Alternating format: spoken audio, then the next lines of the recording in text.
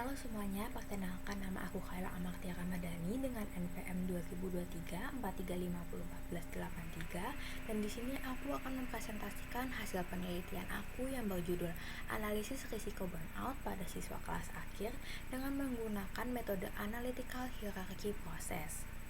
Pertama, saya akan menjelaskan mengenai latar belakangnya terlebih dahulu. Siswa kelas akhir memiliki risiko burnout yang lebih tinggi karena menghadapi berbagai tuntutan akademik seperti penyelesaian tugas akhir, persiapan ujian, dan perencanaan masa depan. Kondisi ini dapat menyebabkan kelelahan fisik, mental, dan emosional yang berdampak pada motivasi serta prestasi belajar, yang berarti ini juga mengganggu progres dari belajar itu sendiri ya. Namun identifikasi risiko burnout di sekolah masih dilakukan secara subjektif sehingga diperlukan metode yang lebih objektif. Oleh karena itu, penelitian ini menggunakan metode analytical hierarchy process yang saya pilih karena untuk menentukan bobot-bobot faktor penyebab burnout sehingga hasil analisis dapat menjadi dasar bagi sekolah dalam melakukan penanganan yang lebih tepat untuk menangani burnout pada siswa kelas akhir. Di sini ada ruang lingkup dan tujuan penelitiannya. Yang pertama ada batas masalah. Objeknya adalah siswa kelas akhir dalam salah satu SMP. Faktor-faktor yang diambil adalah ada beban akademik, manajemen waktu, kualitas istirahat, tekanan keluarga dan lingkungan, serta kegiatan non-akademik. Metode yang digunakan untuk penelitian ini adalah analytical hierarchy process dan output yang akan kita lakukan adalah bobot dan prioritas faktor dari risiko burnout. Rumusan masalah untuk penelitian ini ada 3. Yang pertama ada apa saja faktor yang mempengaruhi risiko burnout pada siswa kelas akhir. Yang kedua, bagaimana penerapan metode AHP dalam menganalisis risiko burnout. Dan yang ketiga, faktor mana yang memiliki prioritas tertinggi berdasarkan hasil AHP. Lalu ada tujuan penelitian. Tujuan dari penelitian ini adalah yang pertama adalah mengidentifikasi faktor-faktor penyebab burnout pada siswa kelas akhir. Yang kedua, menerapkan metode AHP untuk menentukan bobot setiap faktor. Dan yang ketiga, menentukan faktor yang paling berpengaruh terhadap risiko burnout.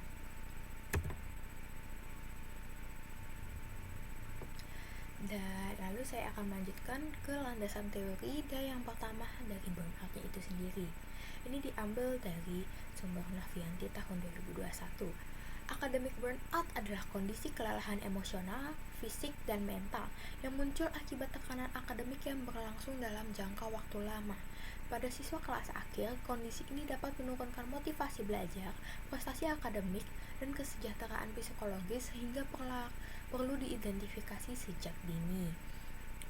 Akademik burnout itu yang menyebabkan dari beban-beban pikiran ya, yang menyebabkan dari burnout kayak kenapa sih kayak masa depan harus banyak yang harus dipikirkan, lalu nilai-nilai untuk meraih masa depan itulah yang menjadi penyebab utama dari burnout. Lalu siswa kelas akhir menghadapi berbagai tuntutan akademik seperti penyelesaian tugas, persiapan ujian, dan perencanaan masa depan yang dapat meningkatkan risiko burnout. Kondisi ini dapat berdampak pada penurunan motivasi belajar, prestasi akademik, dan kesejahteraan psikologis. Oleh karena itu, identifikasi risiko burnout jadi penting agar sekolah dapat melakukan upaya pencegahan dan penanganan secara lebih tepat. Siswa kelas akhir ini umur remaja di mana mereka menghadapi juga banyak perubahan, dimulai dari perubahan mereka untuk menuju untuk tuntutan yang lebih tinggi seperti SMA atau SMK, di mana mereka ingin mengambil jurusan masa depan yang diinginkan. Dan burnout menjadi salah satu faktor yang dapat menghentikan dari progres pembelajaran itu untuk mereka mengambil keputusan yang lebih baik. Oleh karena itu butuh pencegahan dan penanganan yang tepat untuk menangani burnout ini. Lalu untuk metode yang saya gunakan, analytical hierarchy process, ini diambil dari Maesaron dan kawan-kawannya di tahun 2022. Analytical hierarchy process atau AHP merupakan metode pengambilan keputusan multikriteria yang menyelesaikan permasalahan kompleks melalui struktur hierarki yang terdiri atas tujuan, kriteria, dan alternatif. AHP menggunakan perbandingan berpasangan untuk menentukan bobot prioritas setiap kriteria sehingga menghasilkan keputusan yang lebih sistematis, objektif, dan mudah dipahami. Dalam penelitian ini, AHP digunakan untuk menentukan bobot faktor-faktor yang mempengaruhi risiko burnout pada siswa kelas akhir. Untuk dalam perbandingan berpasangannya, contoh seperti dalam pengaruh tekanan orang tua dan lingkungan serta kegiatan non-akademik. Ini di bobot prioritasnya yang mana yang prioritasnya lebih tinggi, bobotnya lebih tinggi, tekanan dari keluarga dan lingkungan atau kegiatan non-akademik seperti itu. Lalu ini ada penelitian relevan yang saya mengambil 3 peneliti. Yang pertama ada Simanggunsong dan kawan-kawannya dalam tahun 2026. Judul penelitiannya adalah Analisis dan Deteksi Burnout pada kalangan anak muda dengan algoritma naive Bayes. Metode penelitian yang digunakan adalah algoritma naive Bayes. Kesimpulannya adalah penelitian yang disimpulkan dalam ini bahwa burnout pada anak mudah dipengaruhi oleh tekanan akademik, tuntutan pekerjaan, dan aktivitas digital yang intensif. Melalui penerapan algoritma naive Bayes pada data 200 responden usia 18-30 tahun, diperoleh hasil bahwa 55% responden mengalami burnout. Faktor yang paling berpengaruh meliputi kualitas tidur yang buruk, stres akademik atau pekerjaan yang tinggi, kelelahan emosional, depersonalisasi, dan rendahnya pencapaian pribadi. Hasil klasifikasi menunjukkan nilai likelihood kelas burnout lebih tinggi dibandingkan kelas tidak burnout, sehingga algoritma naive Bayes efektif digunakan sebagai dasar sistem deteksi dini dan monitoring kesehatan mental pada anak muda. Terdeteksi bahwa kalangan anak muda lebih mayoritas banyak yang burnout daripada dan tidak burnout. Lalu yang kedua ada dari Octavian dan kawan-kawan pada tahun 2026. Judul penelitiannya adalah Prediksi Risiko Burnout Karyawan Menggunakan Cummins. Metode penelitiannya adalah algoritma Cummins. Penelitian ini menyimpulkan bahwa risiko burnout pada karyawan dipengaruhi oleh faktor usia, jenis kelamin, riwayat lembur, dan kepuasan hubungan kerja. Proses penelitian ini dilakukan menggunakan algoritma Cummins clustering dengan menentukan jumlah cluster optimal melalui Elbow Method dan Silhouette Score, serta didahului oleh tahap pra-pemrosesan data berupa pengecekan nilai kosong, encoding, dan normalisasi. Hasil penelitian menunjukkan bahwa karyawan laki-laki berusia muda sering lembur dan memiliki kepuasan hubungan kerja yang rendah cenderung termasuk dalam kelompok dengan risiko burnout yang lebih tinggi. Lalu yang terakhir ada Sultianingsi dan Nugroho pada tahun 2022. Judul penelitiannya adalah Analisis Penyebab Kecelakaan Kerja dengan menggunakan metode Analytical Hierarchy Process di PT BSPL. Metode penelitiannya adalah Analytical Hierarchy Process atau AHP. Kesimpulannya adalah penelitian ini menyimpulkan bahwa kecelakaan kerja terutama disebabkan oleh faktor manusia, diikuti oleh faktor lingkungan dan peralatan. Proses penelitian ini dilakukan menggunakan metode AHP melalui identifikasi masalah, penyusunan hierarki, dan penentuan prioritas setiap kriteria berdasarkan perbandingan berpasangan.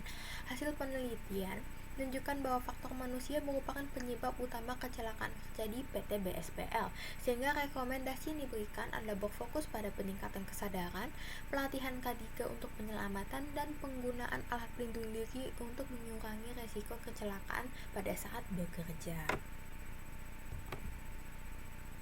Selanjutnya kita masuk pada kriteria dan hierarki dari AHP ini dari penelitian saya. Yang pertama ada tingkat 1, tujuannya, analisis risiko burnout pada siswa kelas akhir, dan tingkat kedua kriterianya.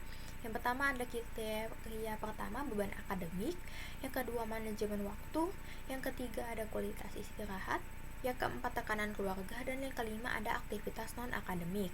Dan yang tingkat ketiga adalah alternatifnya untuk mengetahui ada risiko rendah, risiko sedang, atau risiko tinggi. Lalu ada proses perhitungan AHP-nya. Yang pertama, membuat matriks perbandingan berpasangan skala 1 dari nilai 1 sampai 9. Yang nilai 1 berarti kedua kriteria sama penting atau equal importance. Yang ketiga adalah kriteria yang satu sedikit lebih penting dibanding kriteria lainnya, moderate importance. Nilai 5, kriteria yang satu lebih penting dibanding kriteria lainnya, strong importance. Yang ketujuh, kriteria yang satu sangat lebih penting dibanding kriteria lainnya, very strong. Dan yang kesembilan ada kriteria yang satu mutlak lebih penting dibanding kriteria lainnya, extreme importance. Untuk nilai 2, 4, 6, 8 definisinya adalah nilai di tengah di antara dua penilaian yang berdekatan, intermediate value.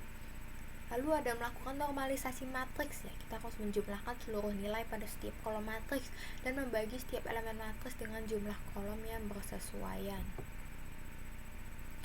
Lalu ada proses penghitungan AHP-nya. Yang pertama kita hitung dari menghitung bobot prioritas setiap kriteria, yaitu dengan bobot prioritas kriteria keberapa dengan rumusnya adalah nilai hasil normalisasi dibagi dengan jumlah kriteria.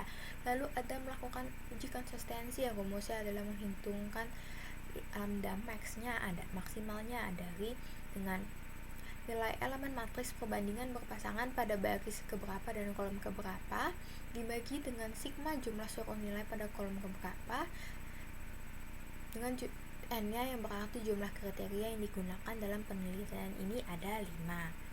Lalu untuk menghitung CI-nya, konsistensi indeks dengan lambda yang tadi dikurang dengan jumlah kriteria yang digunakan dibagi dengan n dikurang 1. Nah, untuk menghitung CR-nya adalah dengan konsistensi indeks dibagi dengan random index. Dan untuk nilai eigen maksimumnya atau lambda max di sini dengan sigma I sama dengan 1 hingga n AWI dibagi I dibagi N, yang dimana lambda max adalah nilai eigen maksimum, lalu AWI-nya adalah hasil perkalian matriks perbandingan berpasangan A dengan vektor bobot W pada baris ke I. Sekian presentasi dari saya, bila ada kurangnya mohon maaf. Terima kasih.